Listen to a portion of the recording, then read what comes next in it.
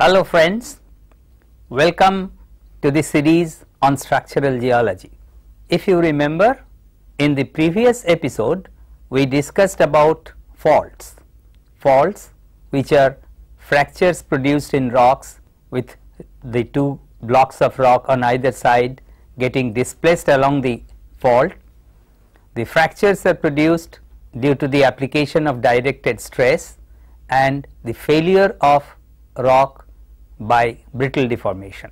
We have also discussed that brittle deformation might take place at the end of or end stages of a ductile deformation or at the initial stages when the ambient conditions, pressure, temperature, depth is not conducive to any ductile deformation. During faulting or as a result of faulting, the beds that get affected show displacement. The displacement, the actual displacement along the fault is not always reflected in the separation of the outcrops of beds. We discussed about it, how the slip and separation are two different parameters, one being the cause of the displacement and the other the effect of displacement. In this episode we are going to discuss in some detail about the separation or the effect of faults on beds. If you remember, in the previous episode we discussed how the slip or net slip of a fault is measured by measuring the distance along the fault plane between two points which were originally contiguous. In this episode we will see how, independent of the displacement, there may be dislocations in the outcrops of beds in a different direction. For example, if the fault is showing a strike slip movement, a movement strictly parallel to the strike of the fault plane or in a horizontal direction, the inclined beds that are affected by the fault after erosion of the displaced blocks, it may appear that there have been some amount of vertical up and down movement along the fault plane.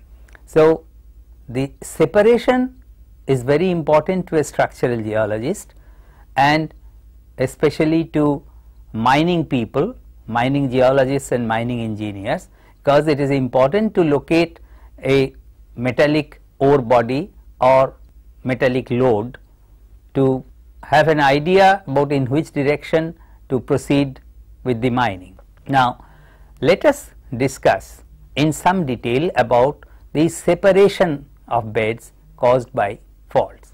Separation, as we have already discussed, is the distance between two disrupted parts of the same marker plane, marker horizon, measured in different directions. For simplicity, the directions or directions in which separations are measured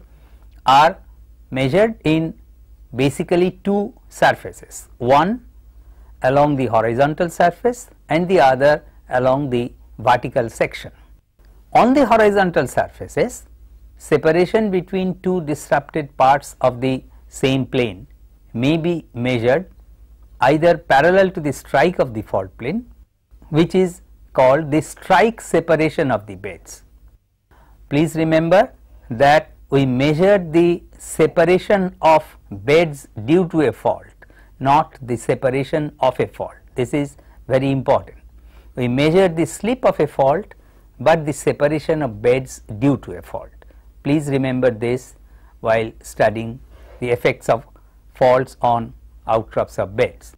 On the horizontal surface, we may measure the separation between two parts of a marker horizon in any geographic direction, in north-south direction or east-west direction. We call them north-south separations or east-west separation. The distance between two disrupted parts measured in a direction perpendicular to their strike, it is called the offset. Offset of a bed is the distance between two disrupted parts of the same marker horizon measured perpendicular to their strike. Due to faulting, it might so happen that across an area there might be a zone running perpendicular to the strike of the fault plane, within which the marker horizon may not appear at all. The width of this zone is known as gap, while depending on the displacement and the orientation of the beds, there may be a zone on the horizontal surface running perpendicular to the strike of the fault plane, within which a marker horizon appears twice or one portion overlaps the other. The width of this zone is known as overlap. On the vertical section, we measure the separation between two disrupted parts of a marker horizon in different directions. One along the vertical direction, it is called the vertical separation. One we may measure along the dip, true dip of the fault plane, we call it dip separation, and a separation measured perpendicular to the trace of the beds on the vertical section is known as the stratigraphic separation.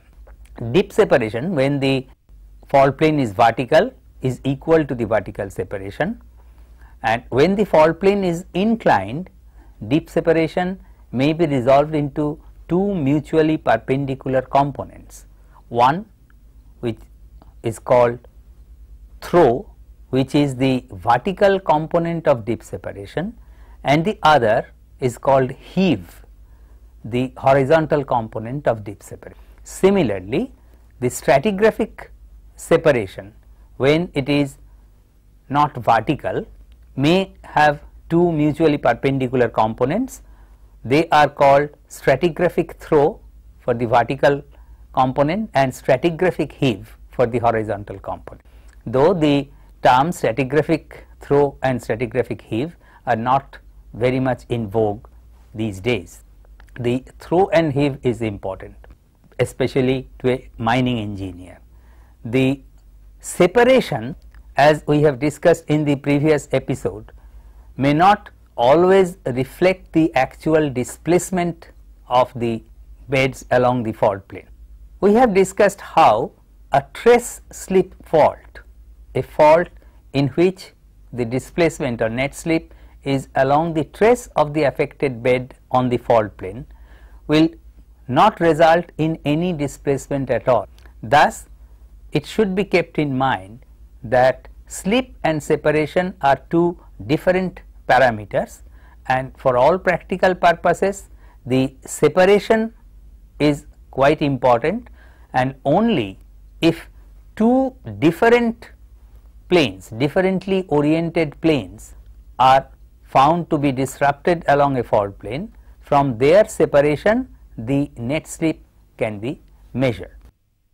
Next, an important aspect of effect of fault on beds is the repetition of certain beds, the outcrops of certain beds, and the omission of certain beds. The repetition and omission of strata or outcrops of strata are generally considered for strike faults. If you remember, strike faults are those in which the fault strikes parallel to the strike of the affected beds. When the fault strikes parallel to the strike of the affected planar beds, there may be three possible situations. The fault may be dipping in the same direction as the bed at a steeper angle, it may be dipping in the same direction at a gentler angle, or it may be dipping in a direction opposite to the beds. In all these three cases, the strikes are mutually parallel. In such situations, repetition in outcrops of beds or omissions in outcrops of beds may occur depending on the sense of movement. When the beds are dipping in direction opposite to the fault plane, a normal faulting, that is when the hanging wall block has gone down, will cause in the repetition in outcrop subbeds. If reverse faulting occurs in this situation, there may be omissions in outcrop. Similarly, when the fault is dipping in the same direction as the beds, but at a gentler angle, normal fault will result in repetition and a reverse fault will result in omission of beds. And when the fault is dipping in the same direction as the beds, but at a steeper angle, the reverse will happen. The repetition and omission of beds, as illustrated in the graphics behind, are very important, because the normal sequence of sedimentary beds in an area may be completely disrupted due to faulting. Also, the mineral loads, metallic ore bodies, they may also get disrupted. So, it is important for the structural geologist and the mining geologist to know about the effect of faults on the outcrop subbed. Let us see now how the slip along a fault and the separation due to the slip of the beds occurs. The block shows a north-south striking fault plane inclined towards the east, which is affecting a set of east-west striking beds dipping towards south. The displacement as shown is along the strike of the fault plane. The hanging wall block is moving away from us in a perfectly horizontal direction, but you see that after the front portion of the block is eroded, on the vertical section of the eroded block we see that the hanging wall block, the bed marker horizon, bed B on the hanging wall block, is occupying a higher position than the corresponding portion on the footwall block. Thus, though there is no vertical component of the net slip, there is an up and down movement of the marker horizon. This is what we mean by the difference between slip and separation. Here we are going to show the different types of separation. If you look at the block, on the top surface of the block you see the north-south striking fault plane affecting an east-west striking bed. The displacement of the bed along the fault plane is not known, the actual slip is not known. We are looking only at the effect of the displacement.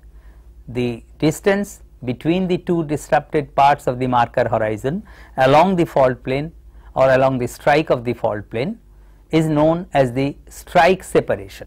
If we look at the second block, we can see that the width of the zone drawn perpendicular to the fault plane does not have any outcrop of the marker horizon. This width of the zone normal to the fault plane on the horizontal surface, where the marker horizon never crop out, is known as gap, while in the next block you see that within the marked zone drawn perpendicular to the strike of the fault plane, the marker horizon, the outcrop of the marker horizon is encountered twice, one portion overlapping the other. This zone is known as overlap.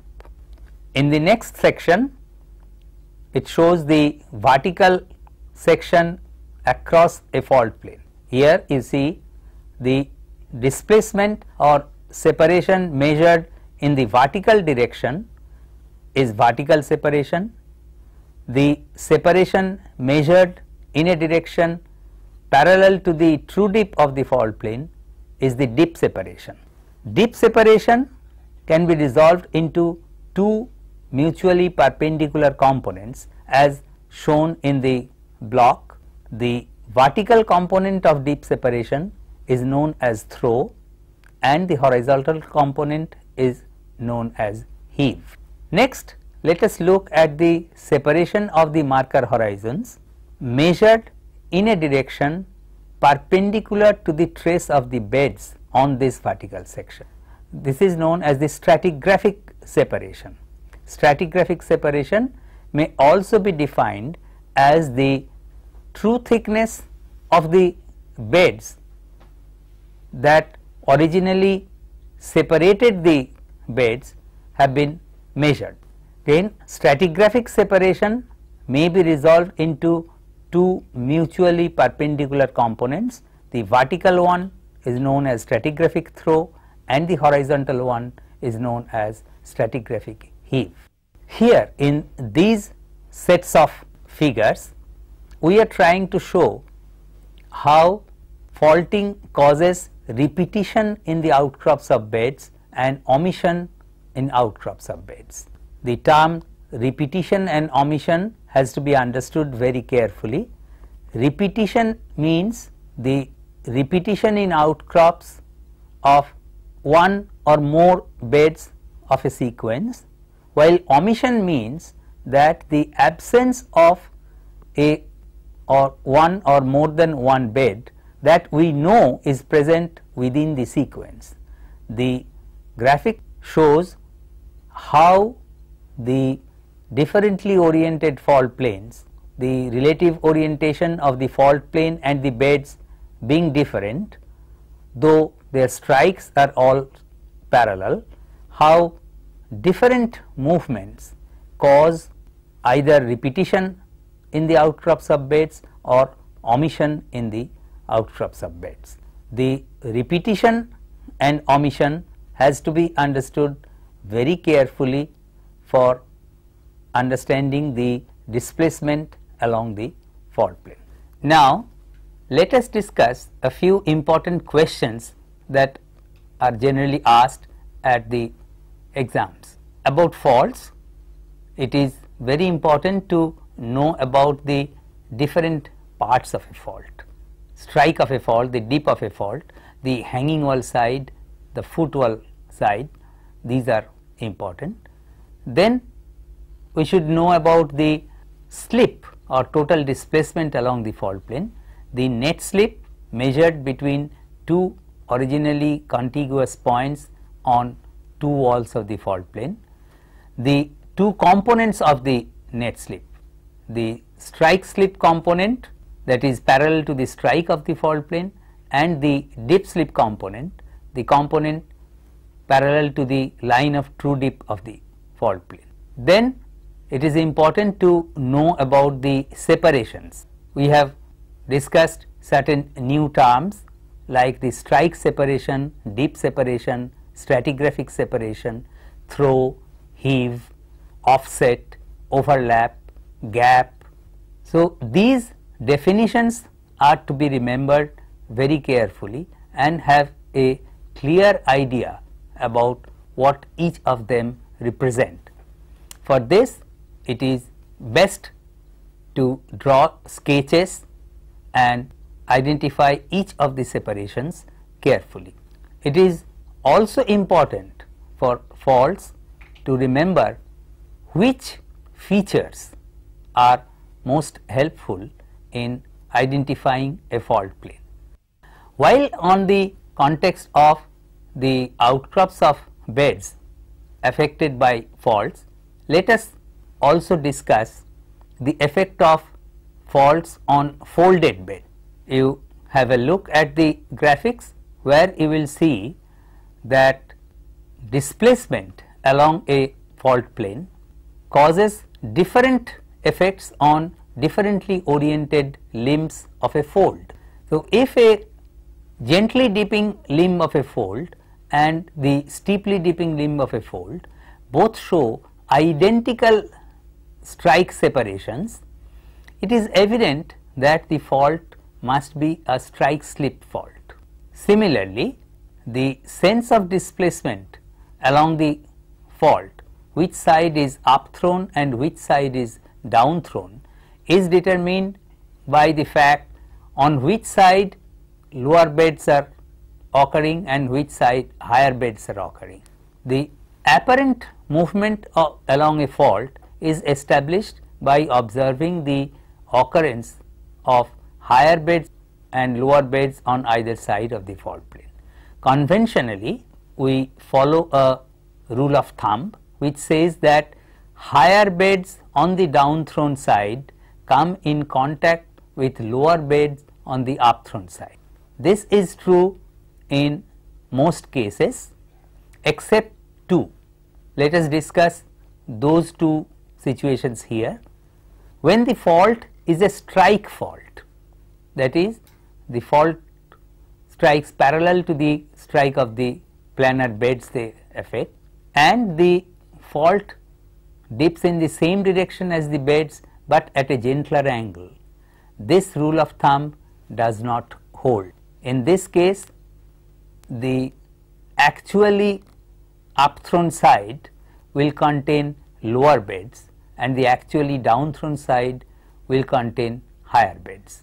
And in the second case, when the pitch of net slip on the fault plane is less than the pitch of the trace of the beds on the fault plane, a similar situation occurs. Marker horizon on the down thrown side will occupy a relatively higher position than the down thrown side. Now, let us discuss a few important questions that are generally asked at the exams. About faults, it is very important to know about the different parts of a fault. Strike of a fault, the dip of a fault, the hanging wall side, the foot wall side, these are important. Then we should know about the slip or total displacement along the fault plane, the net slip measured between two originally contiguous points on two walls of the fault plane, the two components of the net slip, the strike slip component that is parallel to the strike of the fault plane, and the dip slip component, the component parallel to the line of true dip of the fault plane. Then it is important to know about the separations. We have discussed certain new terms like the strike separation, dip separation, stratigraphic separation, throw, heave, offset, overlap, gap. So these definitions are to be remembered very carefully and have a clear idea about what each of them represent. For this, it is best to draw sketches and identify each of the separations carefully. It is also important for faults to remember which features are most helpful in identifying a fault plane. Now we summarize the two episodes on faults very quickly. Faults are brittle fractures along which the blocks on either side has moved past one another. Faults can be recognized in the field from the dislocation of strata or the development of certain peculiar rock assemblages along the fault plane. They are called the fault breccia, mylonites, phylonites or pseudotachyllites. We have discussed about the slip and separation of faults, the slip along the fault plane and the separation of beds due to a fault plane. Now that we have finished our discussion on faults, we will move on to how folds and faults actually form in nature, ductile deformation, the mechanism of fold formation. Thank you.